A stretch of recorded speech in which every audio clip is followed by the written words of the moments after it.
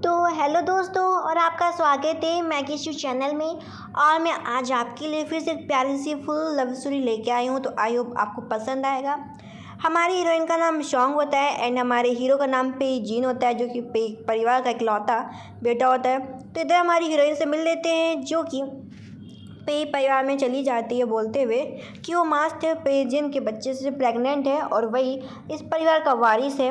और ऐसा बोल के जो पे परिवार के लोग होते हैं वो उसे बना लेते हैं कि हाँ ये मैडम मिसेस मैडम पे ही है। पता चलता है कि जो मास्टर पे होते हैं वो 5 साल से गायब होते हैं। इसके बाद 5 साल बाद वो उस बच्चे को बॉर्न करती है, जो कि पे परिवार का वारिस बना दिया जाता है उस बच्चे को। एंड उस बच्चे का नाम टोंग टोंग होता है। तभी मेरे से पता चलता है कि जो मिस्टर पे है ना, जो 5 साल से लापता थे, वो मिल चुके हैं। ये सुनने के बाद तो उसके होश ही उड़ जाते हैं, क्योंकि वो इसलिए परेशान हो जाती है और बोलती है क्या वो मिल चुके हैं। नौकरानी बोलती है हाँ मिल तो चुके हैं, लेकिन उन्होंने अपनी याददाश्त खो दी है, क्योंकि वो प्लेन क्रैश हो गया था और प्लेन क्रैश होने के बाद वो सीधा पानी में गिर गए थे।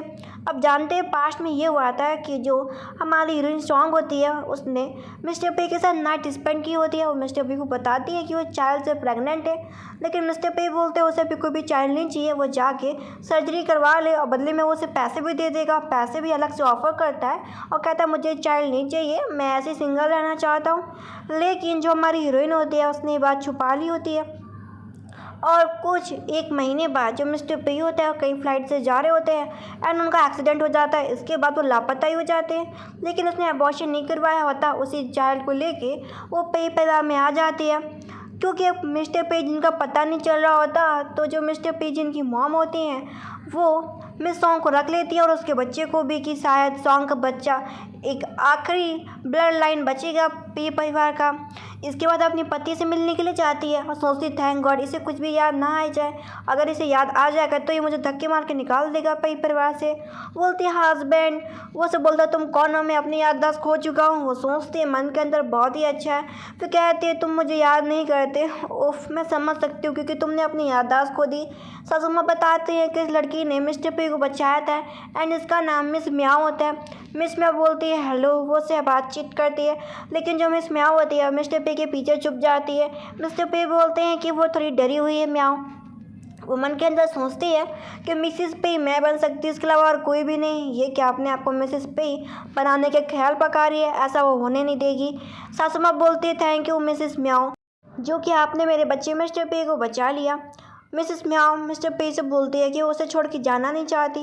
ये देख के हमारी हीरोइन बोलती ठीक है फिर अभी आप मेरे घर पे चलिए। इधर मिस म्याओ ने एक पेंडेंट पहन रखा हुआ था। मन के अंदर सोचती है कि मैंने 5 साल तक मिस्टर पे जिनको अपने पास इसलिए रखा है कि वो मुझसे शादी कर सके। अब मुझे पता चल रहा है कि यहाँ पे इसकी बीवी एक बच्चा भी है। वो सोचती है कुछ भी हो जाए वो मिस्टर पे जिनको जाने नहीं देगी दूर।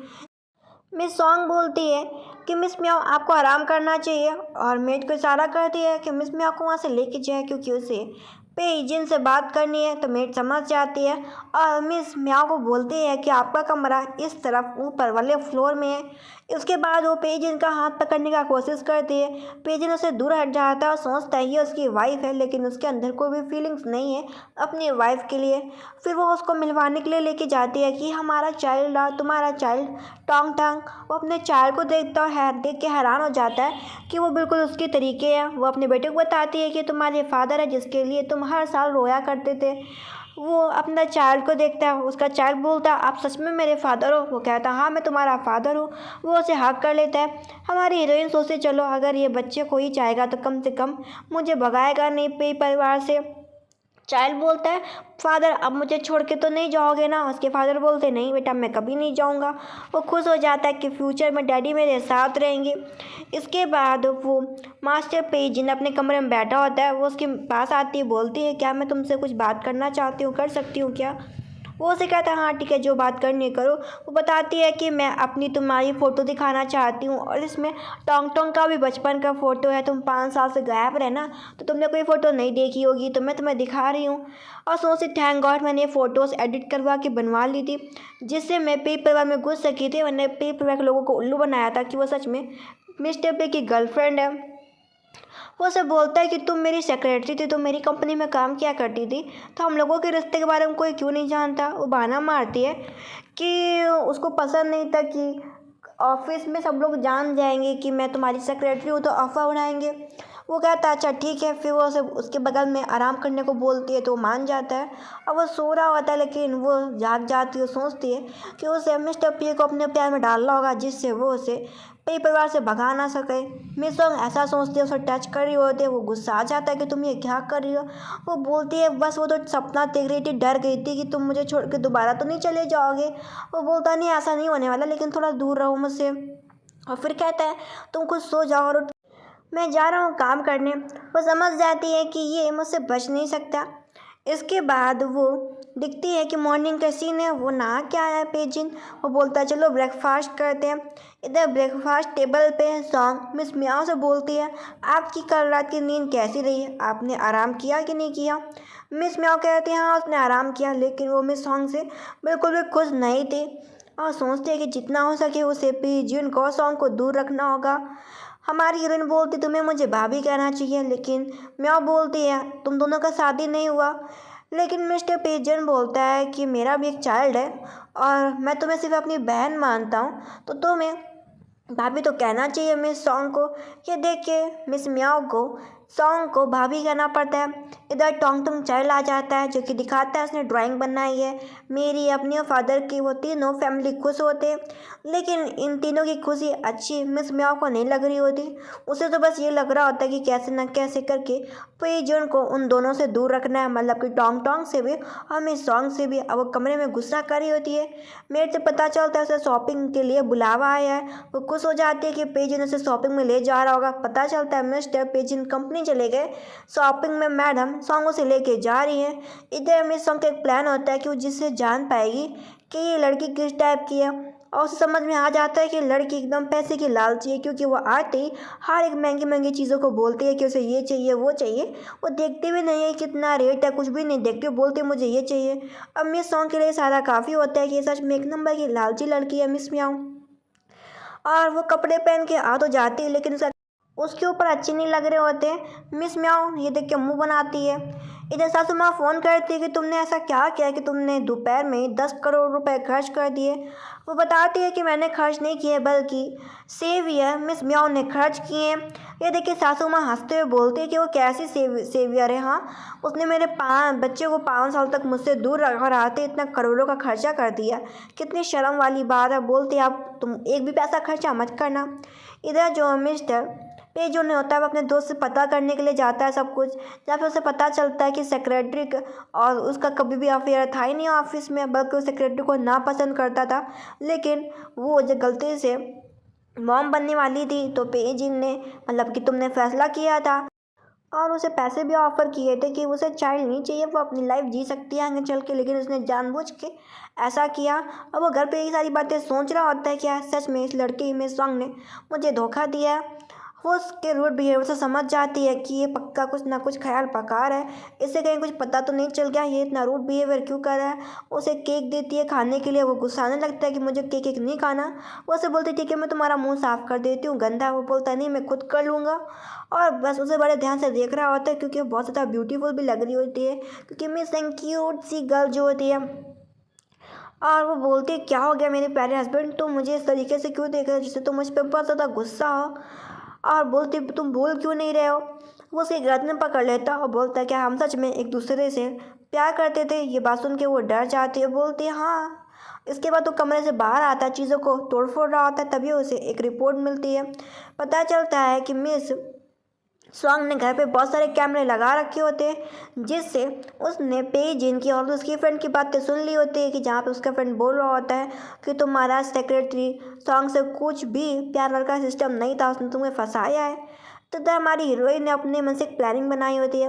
इधर सेक्रेटरी उसके बारे में पता करके आया होता है। मैं सॉन्ग के बारे में पता चलता है कि उसकी मॉम एक टीचर थी, उसके फादर डॉक्टर थे, उसने अच्छी स्कूल से पढ़ाई करी है। तो मास्टर पे जिनको लगता है कि क्या वो कुछ ज़्यादा ही सोच रहा है। शायद ऐसा होगा कि जब उसे पता चला होगा कि जो मिस सॉन्ग प्रेग्नेंट है तो शायद वो उससे प्यार करने लगा होगा। अब उसे कुछ भी याद तो नहीं होता अपने पास्ट के बारे में, तो बहुत ही कन्फ्यूजन में पड़ा होता है। इधर हमारी हीरोइन को देखते हैं जो कि रेस्टोरेंट में बैठी होती है, अपनी फ्रेंड से मिलती है। उसकी फ्रेंड बोलती है क्या हो गया, इतनी खोई खोई से कहाँ से लग रही हो, तुम्हें क्या हो गया। वो बताती है कि उसके पति को उसके ऊपर शक होने लगा है। तो बोलती तभी तुमने मुझसे अपनी फेक आइडेंटिटी बनवाई थी। वो कहती यार मैं कर भी क्या सकती हूँ, मैं उसे अपनी असलियत नहीं बता सकती कि मेरे पास कोई ऑप्शन नहीं है मिस्टर पे का मदद मांगने के अलावा। और याद करती है कि उसके अडॉप्टेड मदर और ब्रदर उसको बेचना चाह रहे होते, मतलब कि वो अपने माँ बाप की असली बेटी नहीं होती। उसे कुछ लोग अनाथालय से गोद उठा के ले गए थे। वो अपने भाई को सुनती है उसके बारे में बात करते हुए कि उसका भाई उसे बेचने जा रहा है। उसकी मॉम बोलती है इस दबाव में उसे हम पिला के हम लोग बेच देंगे। वो सोचते हैं कि वो मेरे असली भाई और माँ नहीं थे, मेरे असली माँ भाई कहीं और है। और कहती है कि वो मुझे बेचना चाहते थे, उनके ऊपर इतना कर्जा था, वो मेरा यूज़ करते थे अपना कर्जा उतरवाने के लिए। अब बस मिस्टर पे ही ऐसा इंसान है जो कि मुझे इन चीज़ों से बचा सकता है। तो वो इसलिए पे परिवार को छोड़ नहीं सकती और अभी वो इतनी कैपेबल नहीं है कि वो पे परिवार को छोड़ दे, क्योंकि उसका चाइल्ड भी है। अब घर में सो रही होती है, मिस्टर पे जी ना आता है, उसे लगता है वो कुछ ज़्यादा ही सोच रहा है, उसे उसके ऊपर इतना शक नहीं करना चाहिए मेरे सॉन्ग के ऊपर। वो बोलती है कि मैं गलती से सोफे पे सो गई थी, और बोलती तुम मुझे छोड़ के तो नहीं जाओगे, मुझे काफ़ी डर लगता है। वो उसे बोलता है नहीं मैं तुम्हें छोड़ के नहीं जाऊँगा। वो अपने आंसुओं से रो रो के उसे मना लेती है कि वो उसके ऊपर भरोसा करने लगे। तो पेज जिनमें शक करना छोड़ देता, उसे लगता है वो कुछ ज़्यादा ही सोच रहा है, और फिर कहता है नहीं मैं तुम्हें छोड़ के नहीं जाऊँगा। इसके बाद हम अगले दिन का हम सीन देखते हैं जहाँ पे जो मिस म्याओ होती है उसने बहुत सारी शॉपिंग की होती है और उसने बड़े अजीब से हेयर कलर कला रखे होते हैं। और वो बोलती है ब्रदर पेजिन कैसा लग रहा है मेरा स्टाइल। वो तो हंसने लगता है कि बहुत ज़्यादा वियर्ड है। हमारी हीरोइन भी सोचती है कि इसका कपड़े का मैचिंग बिल्कुल भी ख़राब है, बहुत बिल्कुल बेकार है। इधर म्याओ को लग रहा होता है कि मिस्टर पेजिन उसकी तारीफ़ करेगा, लेकिन वो मना कर देता है। इधर जो हमारी हीरोइन होती है बोलती तुम्हें यहाँ से निकलना होगा। तो ये देख के मिस म्याओ बोलती है कि तुम बिना शादी के अपने आप को इस परिवार की मालकिन बताती हो, तुम्हें शर्म नहीं आनी चाहिए। और मुझे पता है कि तुम भी इस परिवार में से पैसों का लालच कर रही हो। एंड उसकी ये बातें मिस्टर पेजिन सुन लेता है, मतलब कि ये सब हमारी हीरोइन ने जानबूझ के किया होता है, जिससे म्याओ को भड़का दे और पेजिन उसे डांट के घर से बाहर निकाल दे। वो ऐसा ही करता है, म्याओ को डांटता भी है और साथ में मिस सॉन्ग से बोलता है कि मैं मिस म्याओ के साथ 5 साल से रह चुका हूँ, मुझे इतना अच्छे से पता है जब तक कोई मिस म्याओ को भड़काता नहीं है तब तक वो किसी से भी भिड़ती नहीं है। और मुझे पता है कि तुमने उसे भड़काया है। वो तो डर जाती है कि कहीं ये मेरी चाल को पकड़ तो नहीं रहा, तो फिर रोने लगती है और कहती है मेरा ऐसा बिल्कुल भी करने का मन नहीं था, मैं भला ऐसा क्यों करूँगी, वैसे भी मैं अपने बच्चे के अलावा और मैं क्या ही चाहती हूँ। तो उसके रोते हुए चेहरे से पेजिन कुछ नहीं बोलता। इधर म्याओ बोलती है कि वो एक एक्ट्रेस बनना चाहती है। पेजिन बोलता है उसके लिए वो एक एजेंसी अरेंजमेंट करा देगा।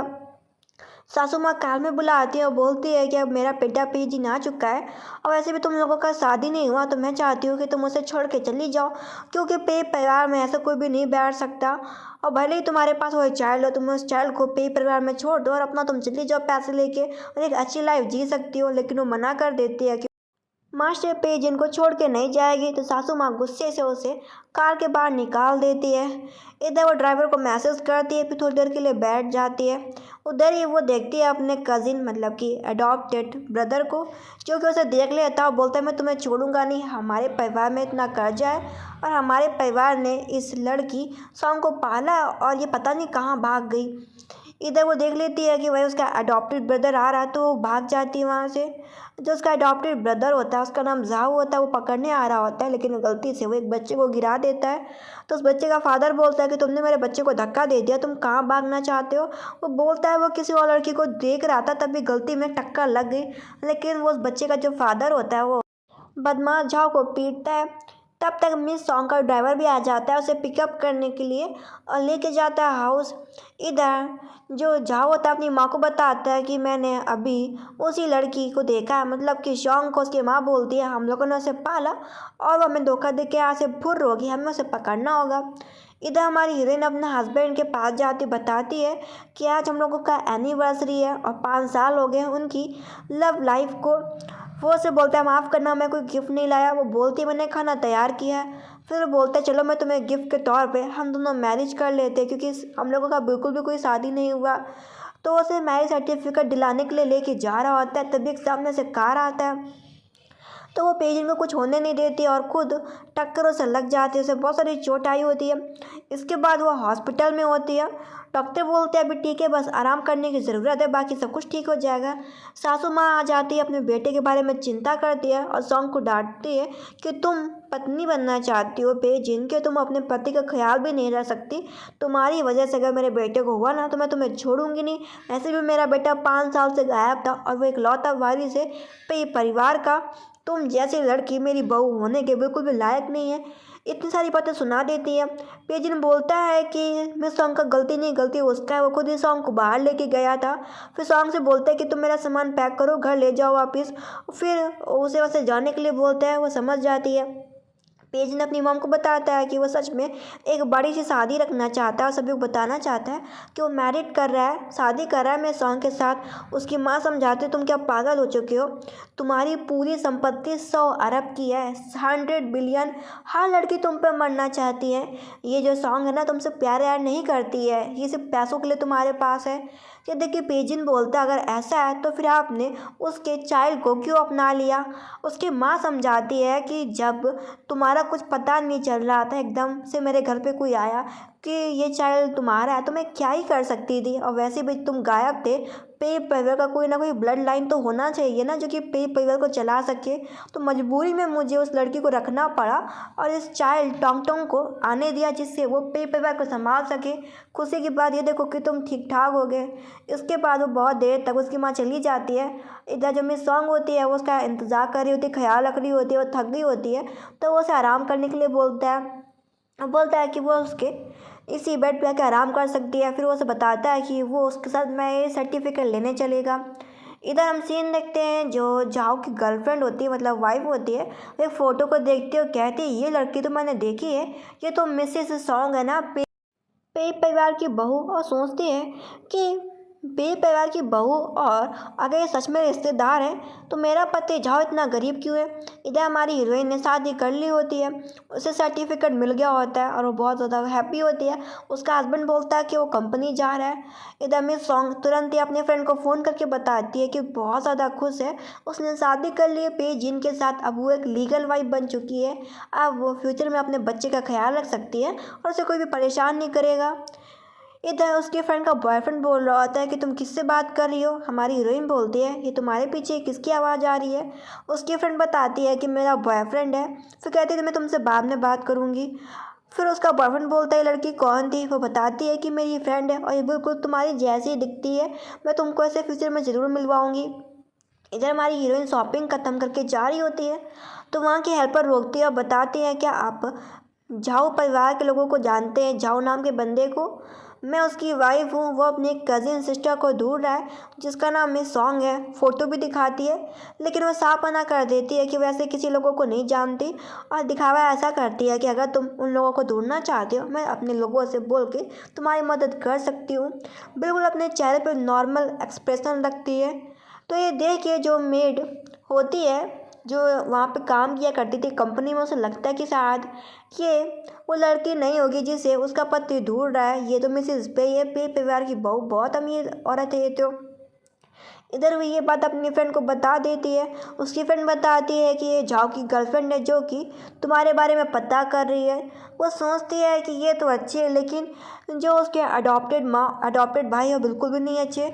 उसकी फ्रेंड बोलती है कि अगर तुम्हें सच में इन लोगों से बदला लेना है तो तुम क्यों नहीं अपने पति का इस्तेमाल करती हो। वो कहती है हाँ तुम सही कह रही हो। इसके बाद वो घर जाती है। उसका पति बोलता है क्या हो गया। वो उसे बोलती तुमने मुझे बहुत ज़्यादा वेट कराया। वो बोलता है अगर मैंने ऐसा किया तब तो मुझे माफ़ी मांगनी चाहिए और तुम्हें कंपनसेट करना चाहिए, और उसे फिर से लिप किस कर लेता है। इसके बाद वो हैप्पी हो जाती है और कहती है वो मेरे क्यूट से हस्बैंड। फिर बोलती है कि अगली बार से लेट मत आना घर पे। वो बोलता है नहीं मैं बिल्कुल भी लेट नहीं आऊँगा। वो खुश हो जाती है। इसके बाद हम सीन ये देखते हैं कि वो अपने हस्बैंड को ढूंढने के लिए अगले दिन कंपनी में जाती है। तभी जो एक अंकल होते हैं, ये एक यंसन ग्रुप के मालिक होते हैं। उसका पति बताता है इन्हें अंकल क्विक हो, यंसन ग्रुप के मालिक है। वो हाय हेलो करती है। उन अंकल को लगता है कि ये लड़की उनकी बीवी से काफ़ी मिलती जुलती है और वो बोलते हैं कि तुम्हारी उम्र कितनी है। वो अपनी उम्र 28 साल बताती है कि मैं मिस सॉन्ग हूँ, मेरा उम्र 28 साल है। फिर बोलती है कि लगता है आपको ये हेयर काफ़ी पसंद है, आप ये मोती लेके घूम रहे हैं बुद्धिस्ट वाले।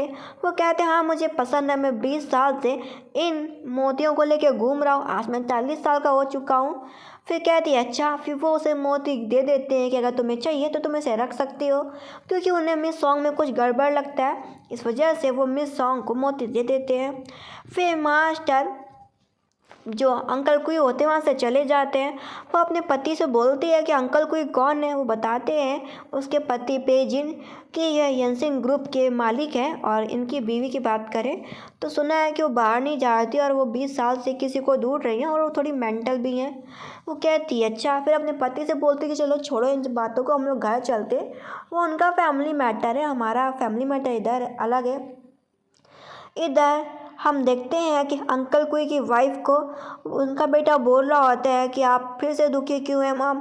उनका पति आता है, वो अपने पति से बोल रही होती है कि मेरी बेटी 8 साल से गायब है, जब वो 8 साल की थी तब से गायब है, तो हमारी बेटी को कब ढूंढोगे। उसका पति समझाता है कि अगर भगवान ने चाहा तो हमारी बेटी ज़रूर मिल जाएगी।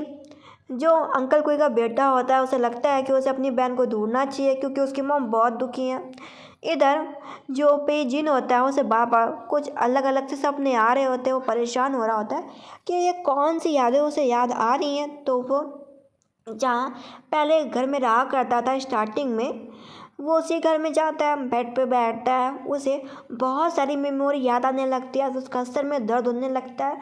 वो इन मेमोरी से परेशान हो जाता है कि वो देख रहा है कि वो किसी लड़की के साथ में है, और वो लड़की कोई और नहीं बल्कि मिस सॉन्ग है। उसे इतना तो कंफर्म हो जाता है कि हाँ वो लड़की मिस सॉन्ग है। इसके बाद वो अपनी वाइफ के पास जाता है और वो उसे बोलता है, दोबारा से ये पूछता है क्या हम लोग सच में लवर्स थे। वो हैरान हो जाती है कि वो ऐसे सवाल क्यों पूछ रहा है। फिर कहता है कि चलो ठीक है, ये बताओ कि तुम परफ्यूम कौन सा लगाती हो। वो बोलती है परफ्यूम नहीं है, बस बॉडी जेल लगाती हो, बाकी तो मेरी बॉडी का स्मेल ही है। वो बोलता है कि मैं तुम्हें ग्रैंडपा की पार्टी में लेके जाऊंगा। फिर उसे बोलता है कि उसे अपनी फैमिली बढ़ानी चाहिए, एक और चिल्ड्रन की डिमांड करता है। तो कहती ठीक है मैं तुम्हारी मदद करूँगी। इसके बाद एक दूसरे को किस करते हैं। अगले दिन का हम सीन देखते हुए अपनी वाइफ को बुलाता है कि आओ ब्रेकफास्ट खाते हैं। वो कहती है अच्छा मैं आ जाती हूँ। सभी लोग बैठ के ब्रेकफास्ट ही कर रहे होते हैं, मतलब वो दोनों मिलके। तभी वहाँ पे मिस म्याओ आ जाती है, और मिस म्याओ का आज बर्थडे होता है, तो जो पेजिन होते हैं उसे गिफ्ट देते हैं। ये देख के म्याओ बहुत खुश हो जाती है कि ये नेकलेस उसके ऊपर काफ़ी सूट कर रहा है। मिस्टर पेजिन बताते हैं ये नेकलेस उसने नहीं बल्कि उसकी वाइफ मिस सॉन्ग ने चूज़ किया है तुम्हारे लिए मिस म्याओ। ये सुनने के बाद तो उसका मुंह बन जाता है। फिर सोचती है अरे डायमंड का नेकलेस है, मना नहीं करना चाहिए, करोड़ों की कीमत होगी। फिर कहती है अच्छा है वैसे नेकलेस। फिर वो अपने गले में जो पेंडेंट पहनती थी वो मेड को रखने के लिए बोलती है। वो मेड से पेंडेंट गिर जाता है। उस पेंडेंट पे गिरने से वो काफ़ी गुस्सा करती है उस मेड के ऊपर कि तुमने क्या किया, तुम्हें पता नहीं है पेंडेंट कितना अनमोल है। जैसे वो पेंडेंट गिरा होता है उसका असर सीधा पेजिन के ऊपर पड़ता है, उसका सर दुखने लगता है। इधर मिस म्याओ को छुपा रही होती है। वो डर जाती है कि अगर ये पेंडेंट टूट गया तो पेजिन की सारी यादें उसे याद आने लगेंगी, तो वो मुझसे दूर चला जाएगा। वो परेशान होने लगती है मिस म्याओ। इधर हमारी हीरोइन अपने हस्बैंड से बोलती है क्या वो ठीक है, लेकिन वो गिर पड़ता है चेयर पे। अपनी आंखें खोलता है तो देखता है उसके बगल में उसका जो वाइफ मिस सॉन्ग बैठा हुआ है, और पता चलता है कि उसे सब कुछ याद आ जाता है। उसे सब कुछ याद आ जाता है कि वो कभी जो उसके कंपनी में सेक्रेटरी सॉन्ग काम किया करती थी, वो दोनों कभी लवर्स नहीं थे, और सेक्रेटरी सॉन्ग ने जानबूझ के उसके साथ नाइट स्पेंड की थी, और फिर उसके परिवार में एक चाइल्ड लेके वो घुस गई। हाँ वो उड़ती बोलती तुम्हें होश आ गया पेजिन। पेजिन भी ऐसा दिखावा करता है कि उसे कुछ भी याद नहीं आया, और बोलता हाँ मेरी प्यारी वाइफ। पेजिन सोचता है कि उसकी माँ ने सच ही कहा था कि उसकी संपत्ति 100 अरब की है। मिस सॉन्ग उससे बिल्कुल भी प्यार नहीं करती, और वो सिर्फ उसके पैसों का लालच करती है। तभी वो पे परिवार में घुसना चाहती है, तभी उसने तुम्हारे चाइल्ड का, तुम्हारे बच्चे का यूज़ करके पे परिवार में घुस गई, और मेरे पास भी कोई ऑप्शन नहीं था। और यही सारी बातें वो सोच रहा होता है। मिस म्याओ आंखों से हटा देती, धक्का दे देती है मिस सॉन्ग को। खुद मिस्टर पेजिन के पास बैठ जाती हैं। पेजिन को उसके गले पेंडेंट के ऊपर शक होता है। इधर वो अपनी फ्रेंड से मिलने के लिए जाती है। उसकी फ्रेंड बोलती है क्या हो गया, तुम्हारे पति से तुम्हारा लड़ाई हो गया क्या। वो बताती है कि उसे शक हो रहा है कि उसके पति को शायद कुछ याद आने लगा है, उसका अजीब बिहेवियर मुझे लग रहा है कि वो मुझसे कुछ छिपा रहा है। उसकी फ्रेंड बोलती है तो तुम क्या करोगी? वो बोलती है पेज ही नहीं है जो कि उसकी मदद कर सकता है, और अपना रिपोर्ट चेक कराती है जहाँ पे पता चलता है कि वो ट्विंस से प्रेग्नेंट है।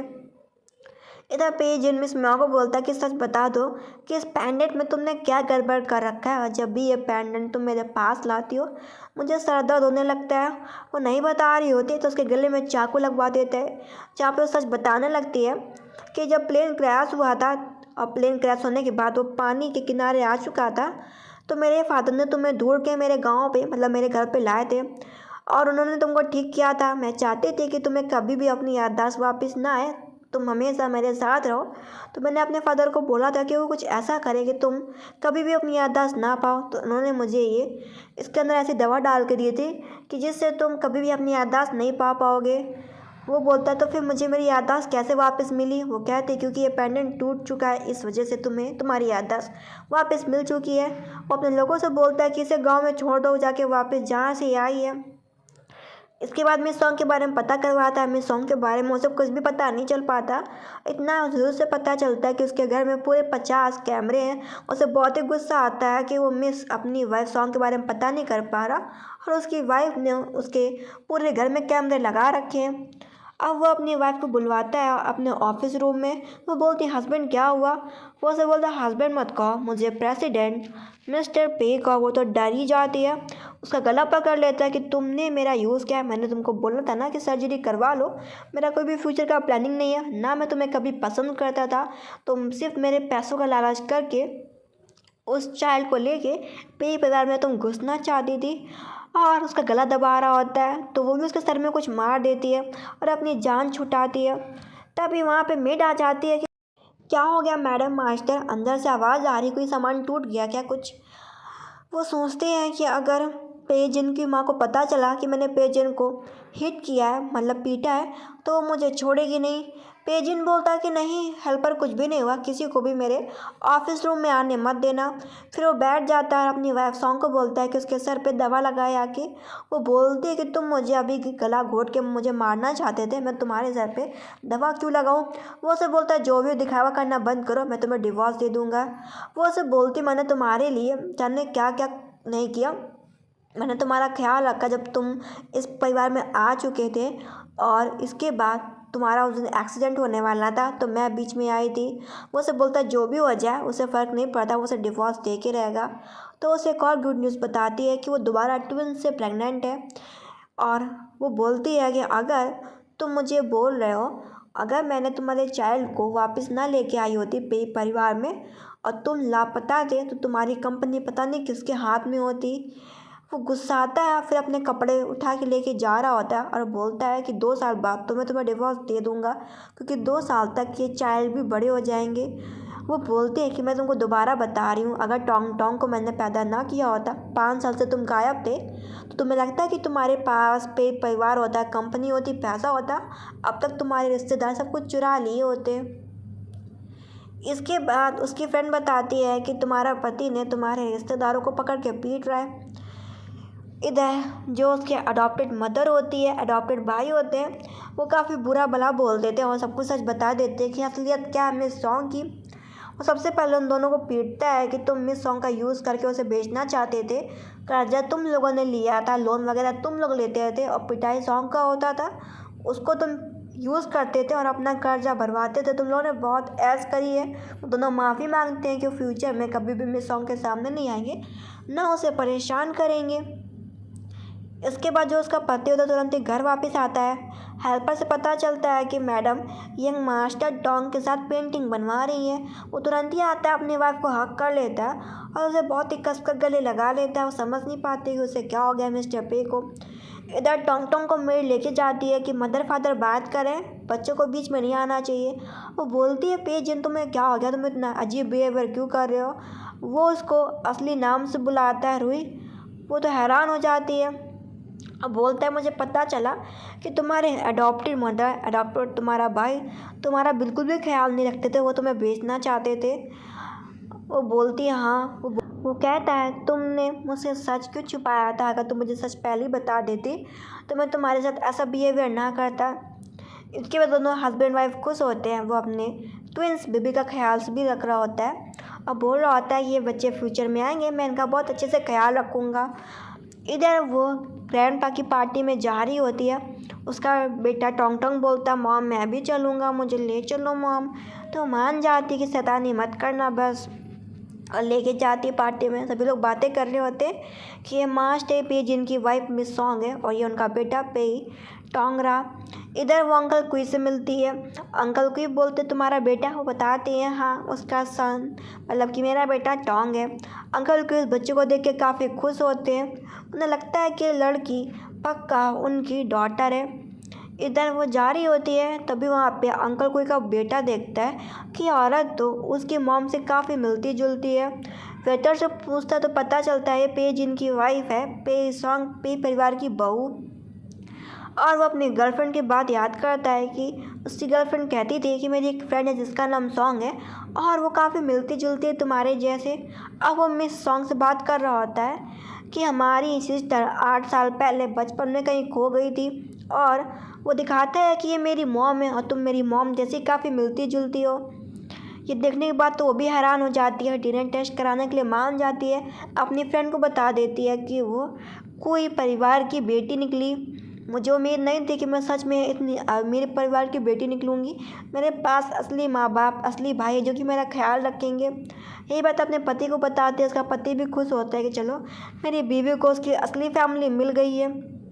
उसकी जो मॉम होती है वो अपनी असली बेटी को पाके बहुत खुश होते उसे गले लगा लेती है कि मेरी ही गलती थी, मैंने तुम्हें जो 8 साल पहले खो दिया था, मॉम को माफ़ करना। उसके भाई फादर भी मिलने उससे आते हैं। फिर एकदम उसकी अच्छी तरीके से शादी की जाती है। अब वो पहले जैसी गरीब लड़की नहीं थी, बल्कि हेचिंग सिटी की सबसे रिचेस्ट डॉटर की बेटी थी और सेकंड नंबर हाईएस्ट मैन की वाइफ भी थी हाइचिंग सिटी की। फिर दोनों का शादी हो जाता है, उसकी फ्रेंड भी खुश होती है और ड्रामा ख़त्म होता है। Thank you.